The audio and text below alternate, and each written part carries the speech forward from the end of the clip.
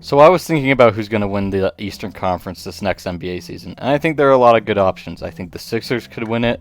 I think the Magic could win it. But ultimately, I came to the conclusion that if I had to make my pick right now, I would say the Atlanta Hawks are going to win the 2026 Eastern Conference. Looking at the standings of the Eastern Conference last year, I don't think there's really any team that I'm too confident in as a favorite yet. I think the Cavs and Knicks are probably the consensus favorite, but I'm not overly confident in either of those teams. The Cavs, yeah, they'll probably be good again, but I don't really trust the Garland and Mitchell experiment come playoff time. The Celtics lost Tatum, so they traded Drew and they traded Kristaps, so I'm not very confident they'll even be a surefire playoff team next year. The Knicks, yeah, they'll probably be good again, but I'm not overly confident with a new head coach that things are just gonna switch around and be good again. Like, yeah, I think they'll be a good team again, but a new coach, I'm not sure that'll lead them to winning the Eastern Conference, just in my opinion.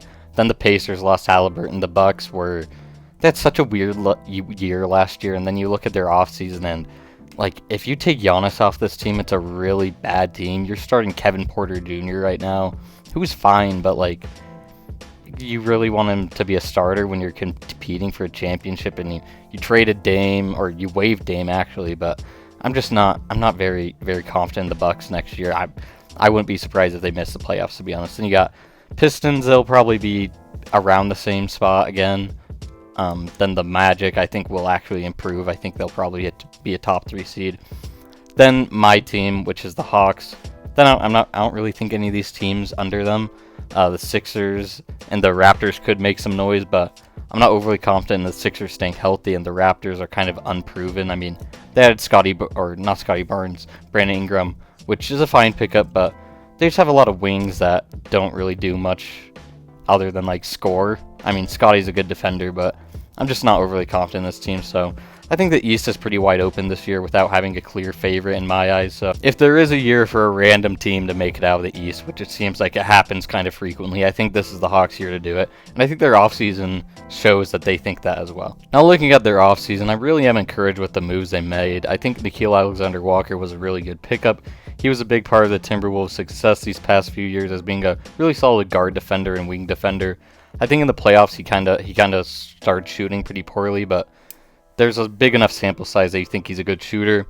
Then you look down here, you added Kristaps Porzingis, who, if he stays healthy, which is a big if to be fair, but if he stays healthy, he is a good player. He was a big part of the Celtics team that won the championship, so gotta give him credit for that. Then Asa Newell, in my opinion, was a really good draft pick.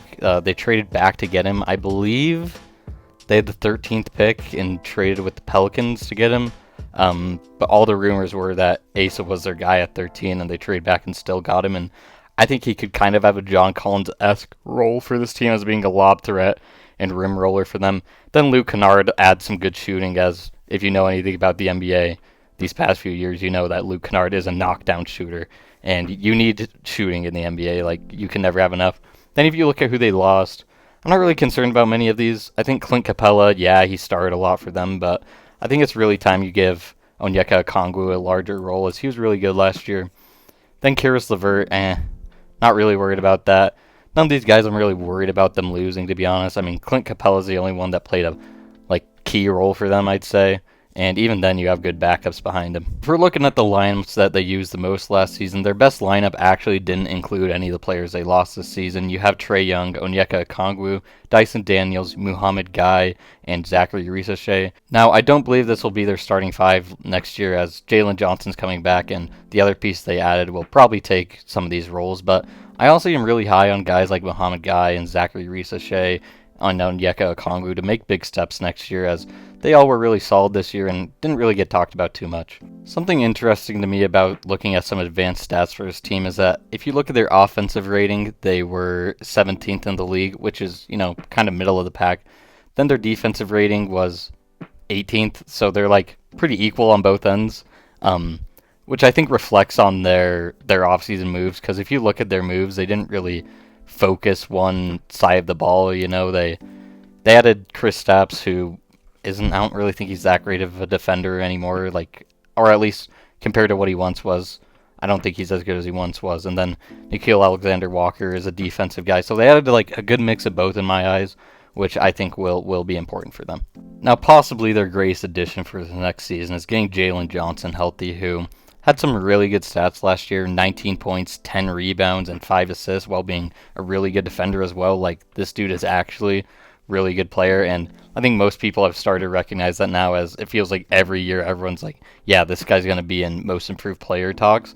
But adding him back, if we look at their record with him last year, they were 18-18 with him, which isn't great, but it's better than they were last year. I mean, slightly. They're 500 with him. They were a little below 500 without him. So I think adding him back is probably the best addition for this next season, as he's still young. He should progress, which is something I think you can look around this whole team and realize that they are a really young team, and most people on this team should progress quite a bit. Like, if you look at this roster, their oldest player is Kristaps Porzingis, who isn't really that old. I mean, he's 29, I believe, 30, which I mean is old, but it's not that old. They are a very young team, so you should see progression from guys like Dyson Daniels and Muhammad Gay and Onyeka Okongwu. Zachary Risachet, I really think, is going to have a good season. I think people kind of didn't look at him well last year because he was a number one pick that wasn't like a high ceiling number one pick that was going to be a superstar one day. So I think people kind of just wrote him off and didn't watch what he did, but I was really impressed with him last year. I think he's going to have a really big role this year as a 3-and-D wing, which I think he will excel in. And then even if you look around, like Nickeil Alexander-Walker, who was kind of their veteran signing, wasn't that much of a veteran. I mean, he's 27, and then same thing with Luke Kennard. All I'm saying with this is they're a young team. Young teams stay healthy. Young teams improve. Like, there's a lot of things to take away from a team being young that they're probably going to improve, and they're probably going to have pretty good health. Now, trying to guess their starting lineup is a little bit tricky for me. I think the only real locks are Trae Young, Dyson Daniels, and Jalen Johnson, in my opinion.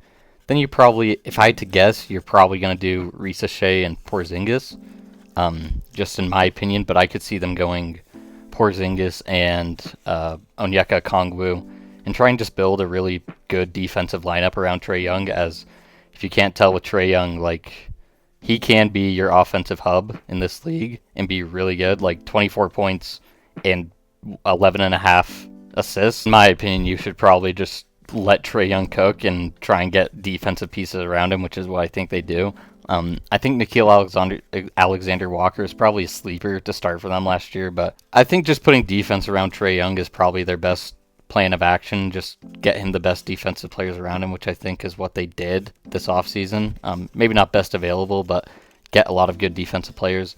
So I'm not even going to really try and guess their second unit because they're a really deep team. Like, they have 12 guys who can play NBA minutes, in my opinion. So that's why I think the Hawks are going to win the Eastern Conference next season, simply due to the fact that the East is really weak. That's the main thing. I think if this is a Western Conference team, they're not that good, to be honest. They're kind of not middle of the pack, probably lower than that, probably like a 6th seed in the West. But I think just the fact that the East is injured and doesn't have a lot of great teams towards the top, it really leaves things open. And the youth that they have, you have no reason to think that they won't progress. A lot of their guys, young players do progress. And then adding Jalen Johnson, like, just watching these highlights, he can be a really good initiator without Trae Young on the floor also. Like, he's a pretty underrated passer. So I think if you combine all those things, you're looking at a team that could really take a step forward.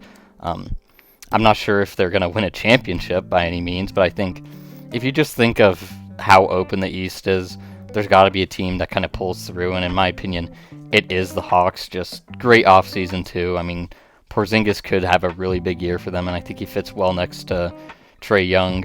And then Nickeil Alexander-Walker is just a winning player. So yeah, I think if you factor all those things together, I don't think it's really that hot of a take to say they could win the East. I mean, maybe saying they will win the East is a bit much for a lot of you, but that's just how I feel and where I'm at. Let me know what you think of this. Let me know where you think they finish in the East. I'm sure there are some people that are a lot lower than them on them than I am, but, I gave you all my reasons. I hope it makes some sense.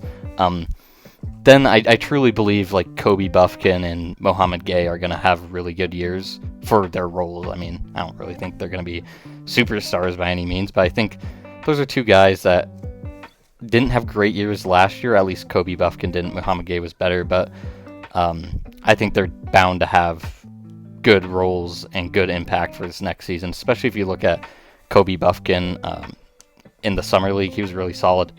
And you kind of do need that backup point guard with Trey, in my opinion, because you're kind of can't rely on him for all your offense, and he's really the only shot creator on this team. I think Jalen Johnson can, but I think Trae Young is kind of only the big one, and you hope Kobe Bufkin becomes that. So yeah, let me know if you agree. Let me know if I'm just buying into the hype too much. Comment, share, subscribe. See you next time.